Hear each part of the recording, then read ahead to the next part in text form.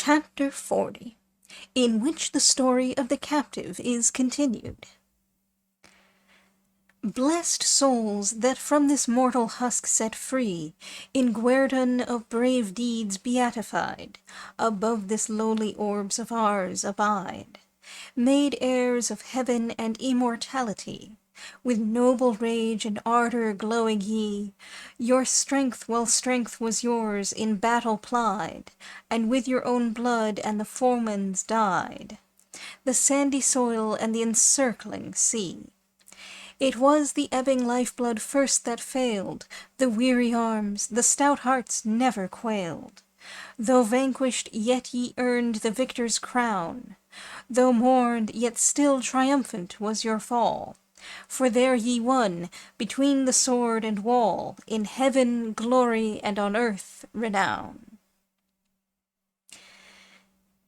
That is it exactly, according to my recollection, said the captive. Well then, that on the fort, said the gentleman, if my memory serves me, goes thus. Up from this wasted soil, this shattered shell, whose walls and towers here in ruin lie, 3,000 soldier souls took wing on high, in the bright mansions of the blessed to dwell, the onslaught of the foeman to repel. By might of arm all vainly did they try, and when at length 'twas left them but to die, wearied and few the last defenders fell, and this same arid soil hath ever been a haunt of countless mournful memories, as well in our day as in days of yore.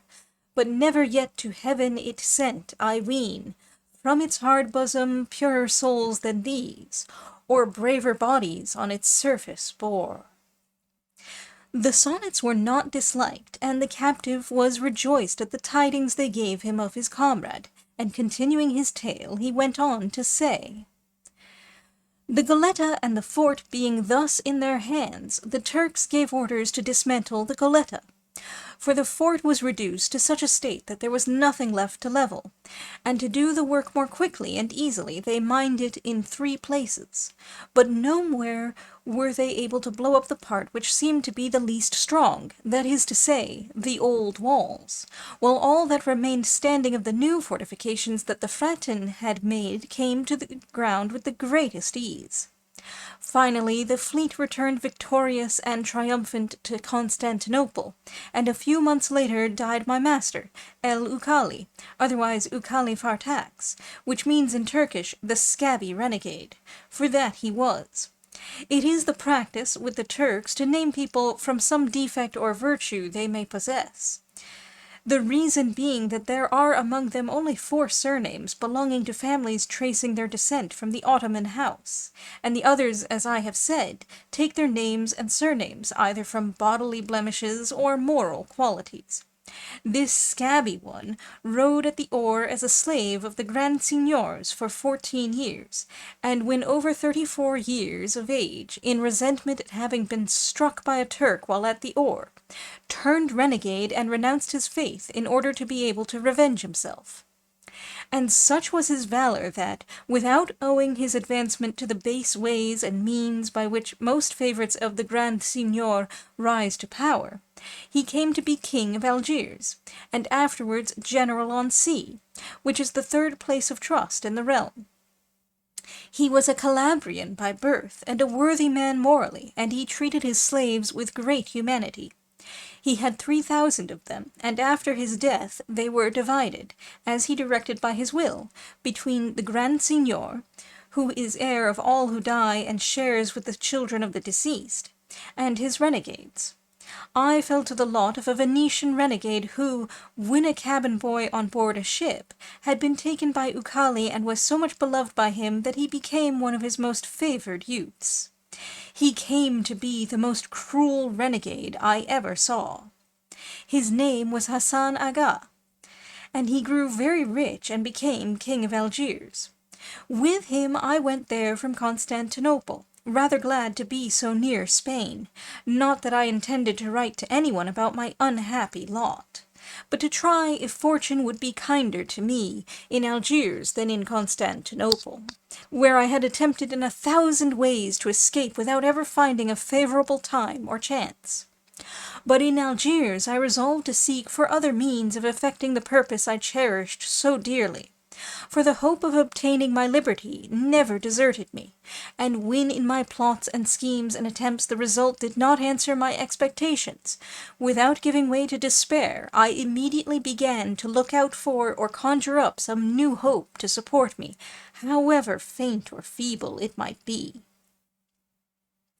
In this way I lived on, immured in a building or prison called by the Turks a bagnio, in which they confine the Christian captives, as well those that are the king's as those belonging to private individuals, and also what they call those of the almacen, which is as much as to say the slaves of the municipality, who serve the city in the public works and other employments.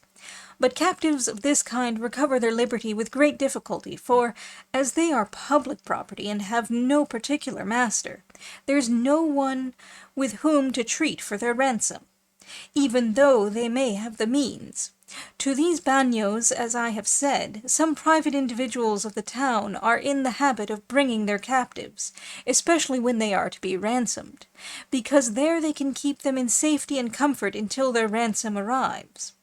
The king's captives also, that are on ransom, do not go out to work with the rest of the crew, unless when their ransom is delayed, for then, to make them write for it more pressingly, they compel them to work and go for wood, which is no light labor.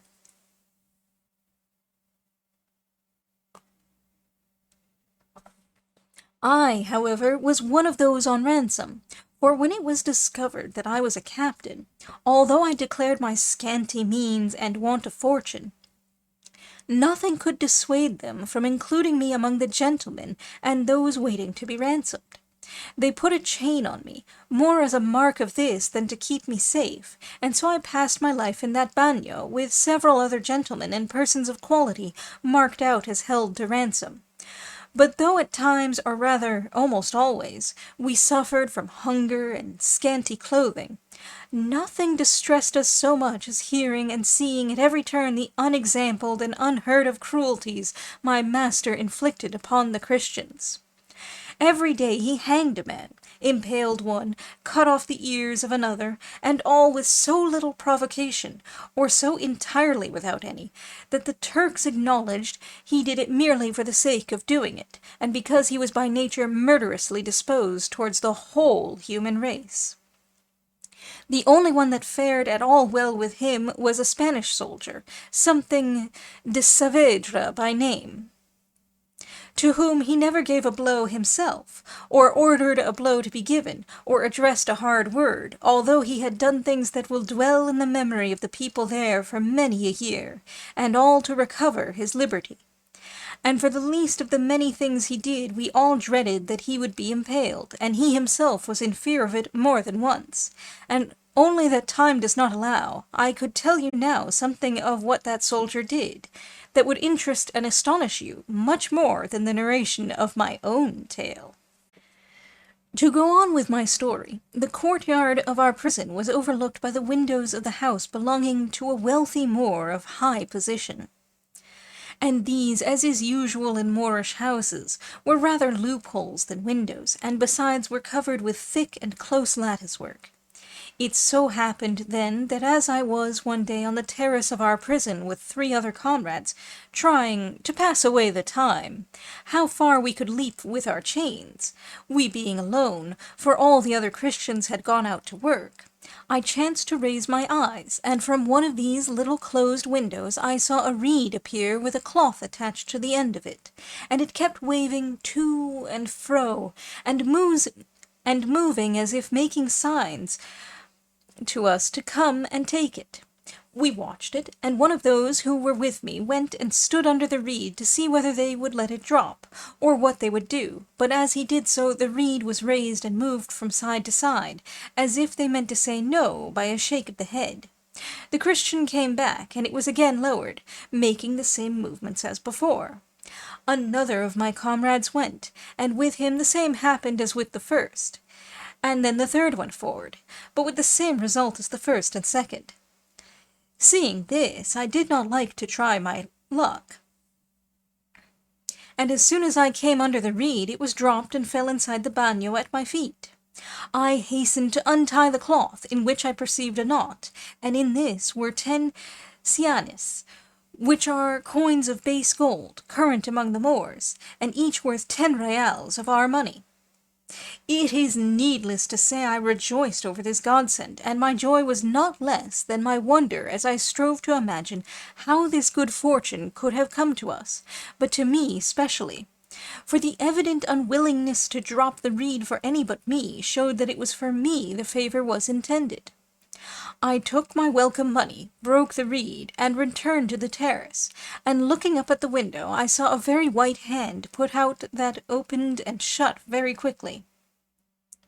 From this we gathered or fancied that it must be some woman living in that house that had done us this kindness, and to show that we were grateful for it, we made salams after the fashion of the Moors, bowing the head, bending the body, and crossing the arms on the breast.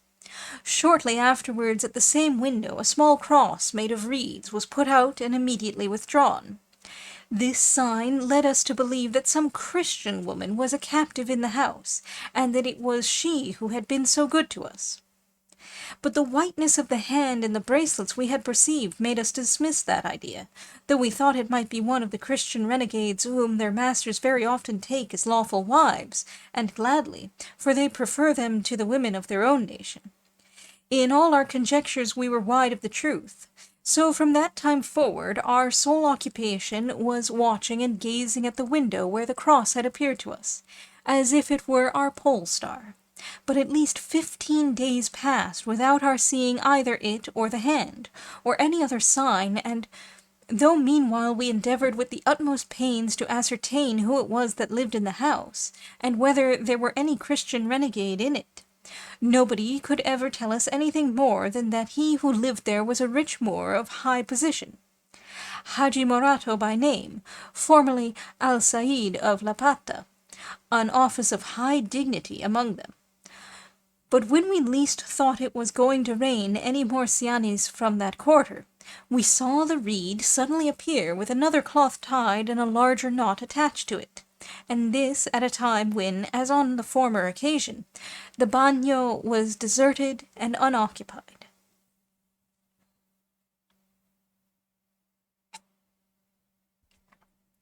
We made trial as before, each of the same 3 going forward before I did, but the reed was delivered to none but me, and on my approach it was let drop.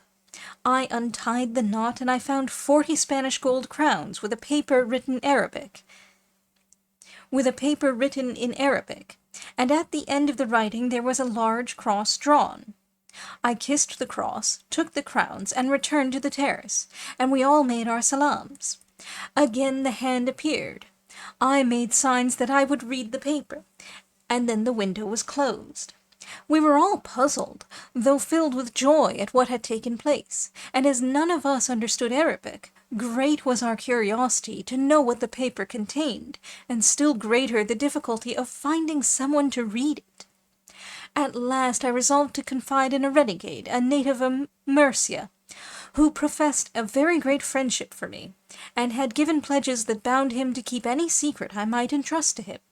For it is the custom with some renegades, when they intend to return to Christian territory, to carry about them certificates from captives of mark, testifying in whatever form they can, that such and such a renegade is a worthy man who has always shown kindness to Christians, and is anxious to escape on the first opportunity that may present itself. Some obtain these testimonials with good intentions. Others put them to a cunning use. For when they go to pillage on Christian territory, if they chance to be cast away or taken prisoners, they produce their certificates and say that from these papers may be seen the object they came for, which was to remain on Christian ground, and that it was to this end they joined the Turks in their foray. In this way they escape the consequences of the first outburst, and make their peace with the Church before it does them any harm. And then, when they have the chance, they return to Barbary, to become what they were before. Others, however, there are who procure these papers and make use of them honestly, and remain on Christian soil. This friend of mine, then, was one of these renegades that I have described. He had certificates from all our comrades, in which we testified in his favor as strongly as we could, and if the Moors had found the papers, they would have burned him alive. I knew that he understood Arabic very well, and could not only speak but also write it. But before I disclosed the whole matter to him, I asked him to read for me this paper which I had found by accident in a hole in my cell. He opened it and remained some time examining it and muttering to himself as he translated it. I asked him if he understood it, and he told me he did perfectly well, and that if I wished him to tell me its meaning word for word, I must give him pen and ink that he might do it more satisfactorily. We at once gave him what he required, and he set about translating it bit by bit, and when he had done, he said, "All that is here in Spanish is what the Moorish paper contains, and you must bear in mind that when it says Leila Marienne, it means Our Lady the Virgin Mary." We read the paper, and it ran thus. "When I was a child, my father had a slave who taught me to pray the Christian prayer in my own language, and told me many things about Leila Marienne. The Christian died, and I know that she did not go to the fire, but to Allah, because since then I have seen her twice, and she told me to go to the land of the Christians to see Leila Marienne, who had great love for me. I know not how to go. I have seen many Christians, but except thyself none has seemed to me to be a gentleman. I am young and beautiful, and have plenty of money to take with me. See if thou canst contrive how we may go, and if thou wilt, thou shalt be my husband there, and if thou wilt not, it will not distress me, for Leila Marienne will find me someone to marry me. I myself have written this. Have a care to whom thou givest it to read. Trust no more, for they are all perfidious. I am greatly troubled on this account, for I would not have thee confide in anyone, because if my father knew it, he would at once fling me down a well and cover me with stones.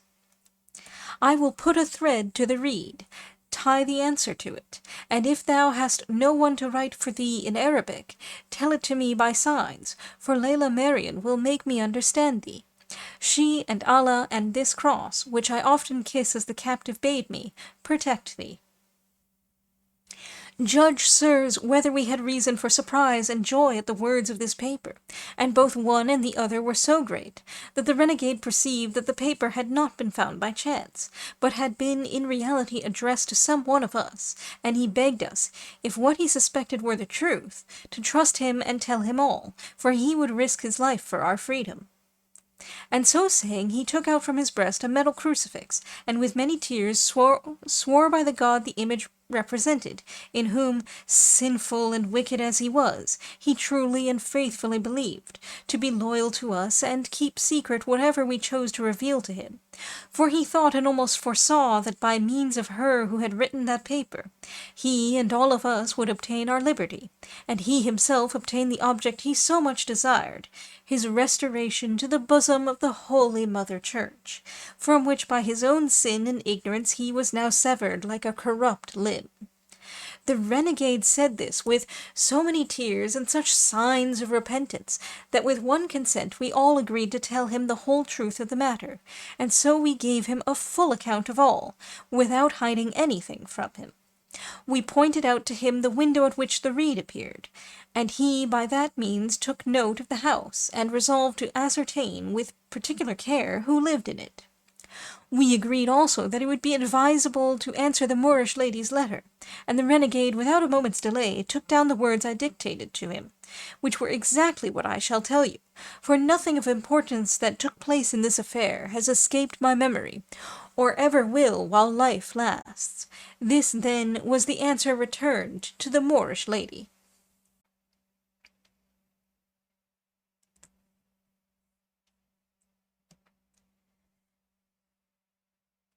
The true Allah protect thee, lady, and that blessed Marian, who is the true mother of God, and who has put it into thy heart to go to the land of the Christians, because she loves thee. Entreat her that she be pleased to show thee how thou canst execute the command she gives thee, for she will, such is her goodness. On my own part, and on that of all these Christians who are with me, I promise to do all that we can for thee, even to death. Fail not to write to me and inform me what thou dost mean to do, and I will always answer thee. For the great Allah has given us a Christian captive who can speak and write thy language well, as thou mayest see by this paper. Without fear, therefore, thou canst inform us of all thou wouldst. As to what thou sayest, that if thou dost reach the land of the Christians, thou wilt be my wife, I give thee my promise upon it as a good Christian. And know that the Christians keep their promises better than the Moors. Allah and Marian his mother watch over thee, my lady. The paper being written and folded, I waited 2 days until the bagnio was empty as before, and immediately repaired to the usual walk on the terrace to see if there were any sign of the reed, which was not long in making its appearance.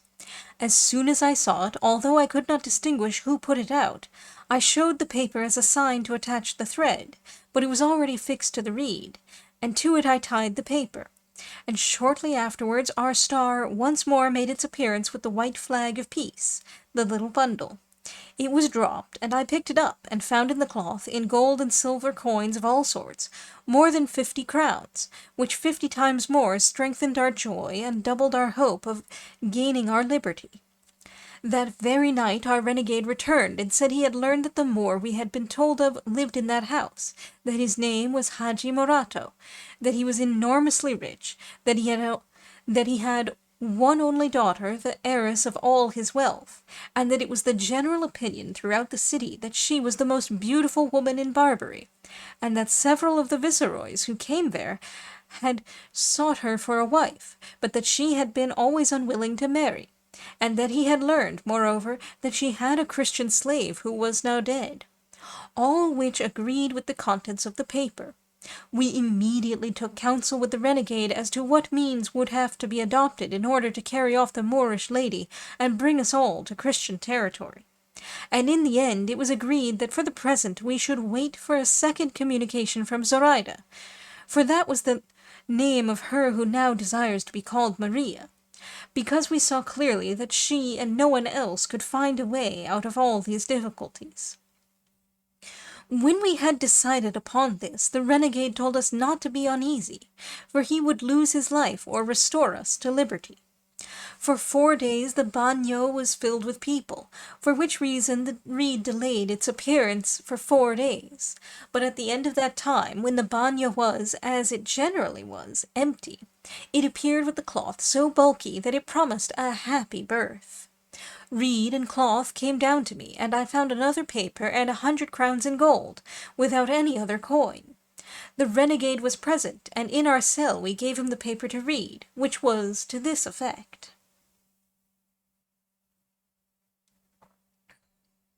I cannot think of a plan, Signor, for our going to Spain, nor has Lela Marian shown me one, though I have asked her. All that can be done is for me to give you plenty of money and gold from this window. With it ransom yourself and your friends, and let one of you go to the land of the Christians, and there buy a vessel and come back for the others. And he will find me in my father's garden, which is at the Babazon gate, near the seashore, where I shall be all this summer with my father and my servants. You can carry me away from there by night without any danger, and bring me to the vessel. And remember thou art to be my husband, else I will pray to Marian to punish thee. If thou canst not trust anyone to go for the vessel, ransom thyself and do thou go, for I know thou wilt return more surely than any other, as thou art a gentleman and a Christian. Endeavour to make thyself acquainted with the garden, and when I see thee walking yonder, I shall know that the bagnio is empty, and I will give thee abundance of money. Allah protect thee, Signor. These were the words and contents of the second paper, and on hearing them each declared himself willing to be the ransomed one, and promised to go and return with scrupulous good faith. And I too made the same offer, but to all this the renegade objected, saying that he would not on any account consent to one being set free before all went together, as experience had taught him how ill those who have been set free keep promises which they made in captivity. For captives of distinction frequently had recourse to this plan, paying the ransom of one who was to go to Valencia or Majorca, with money to enable him to arm a bark and return for the others who had ransomed him, but who never came back. For recovered liberty and the dread of losing it again effaced from the memory all the obligations in the world. And to prove the truth of what he said, he told us briefly what had happened to a certain Christian gentleman almost at that very time, the strangest case that had ever occurred even there, where astonishing and marvelous things are happening every instant. In short, he ended by saying that what could and ought to be done was to give the money intended for the ransom of one of us Christians to him, so that he might with it buy a vessel there in Algiers, under the pretence of becoming a merchant and trader at Tetuan and along the coast, and when master of the vessel, it would be easy for him to hit on some way of getting us all out of the bagnio and putting us on board. Especially if the Moorish lady gave, as she said, money enough to ransom all, because once free it would be the easiest thing in the world for us to embark even in open day.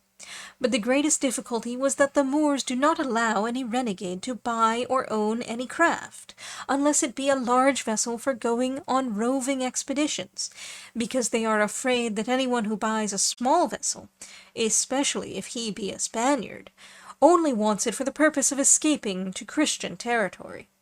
This, however, he could get over by arranging with a Tagarin Moor to go shares with him in the purchase of the vessel, and in the profit on the cargo, and under cover of this he could become master of the vessel, in which case he looked upon all the rest as accomplished. But though to me and my comrades it had seemed a better plan to send to Majorca for the vessel, as the Moorish lady suggested, we did not dare to oppose him, fearing that if we did not do as he said he would denounce us, and place us in danger of losing all our lives if he were to disclose our dealings with Zoraida, for whose life we would have all given our own. We therefore resolved to put ourselves in the hands of God and in the renegades, and at the same time an answer was given to Zoraida, telling her that we would do all she recommended, for she had given as good advice as if Lela Marian had delivered it, and that it depended on her alone whether we were to defer the business or put it in execution at once. I renewed my promise to be her husband, and thus the next day that the bagnio chanced to be empty, she at different times gave us by means of the reed and cloth 2,000 gold crowns, and a paper in which she said that the next Juma, that is to say Friday, she was going to her father's garden, but that before she went she would give us more money, and if it were not enough, we were to let her know, as she would give us as much as we asked, for her father had so much he would not miss it. And besides, she kept all the keys. We at once gave the renegade 500 crowns to buy the vessel, and with 800 I ransomed myself, giving the money to a Valencian merchant who happened to be in Algiers at the time, and who had me released on his word, pledging it that on the arrival of the first ship from Valencia he would pay my ransom. For if he had given the money at once, it would have made the king suspect that my ransom money had been for a long time in Algiers, and that the merchant had for his own advantage kept it secret. In fact, my master was so difficult to deal with that I dared not on any account pay down the money at once. The Thursday before the Friday on which the fair Zoraida was to go to the garden, she gave us 1,000 crowns more, and warned us of her departure, begging me, if I were ransomed, to find out her father's garden at once, and by all means to seek an opportunity of going there to see her. I answered in a few words that I would do so, and that she must remember to commend us to Lela Marian, with all the prayers the captive had taught her. This having been done, steps were taken to ransom our 3 comrades, so as to enable them to quit the bagnio, and lest, seeing me ransomed and themselves not, though the money was forthcoming, they should make a disturbance about it, and the devil should prompt them to do something that might injure Zoraida.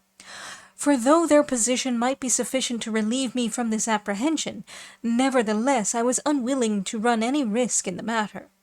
And so I had them ransomed in the same way as I was, handing over all the money to the merchant so that he might with safety and confidence give security, without, however, confiding our arrangement and secret to him, which might have been dangerous.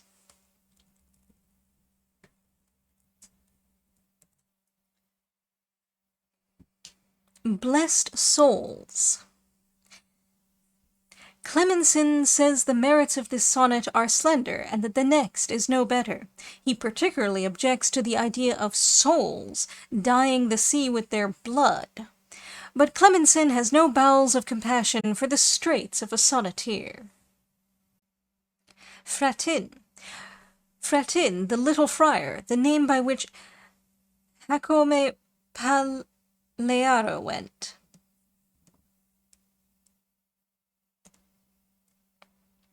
Hassan Aga. This should be Hassan Pacha. Hassan Aga died in 1543.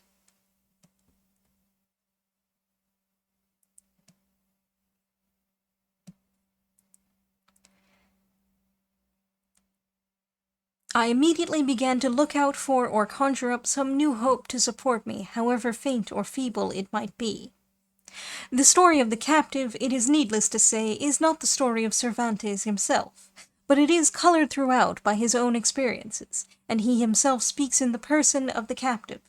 In the above passage, for example, we have an expression of the indomitable spirit that supported him, not only in captivity, but in the struggles of his later life. A bagnio. The barrack or building in which slaves were kept. Littre explains it by saying that a bath, bagne, bagno, was on one occasion used as a place of confinement for Christian slaves at Constantinople. Condé, on the other hand, says the word has nothing to do with bagno, bath, but is pure Arabic and means a building coated with plaster or stucco.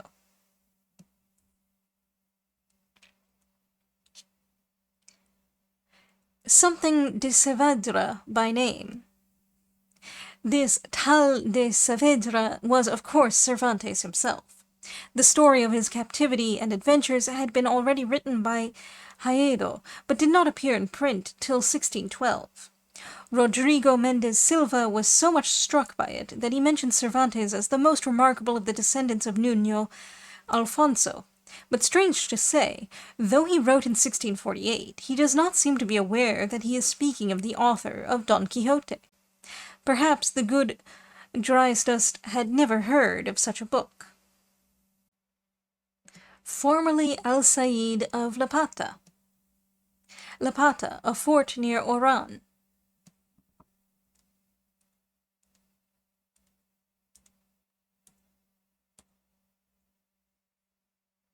The Babazon Gate. Babazoun, the Gate of the Sheep, the south gate of Algiers.